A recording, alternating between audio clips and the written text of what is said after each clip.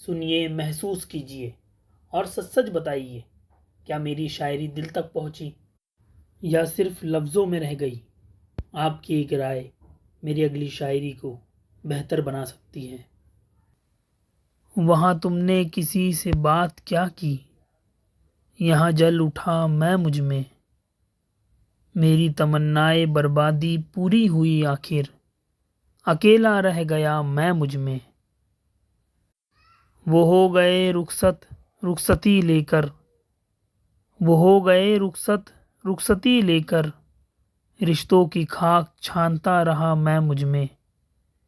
मैं भी एक खाली जाम जैसा हूँ, ना कोई शक ना कोई शिकवा, न मैं मुझ में।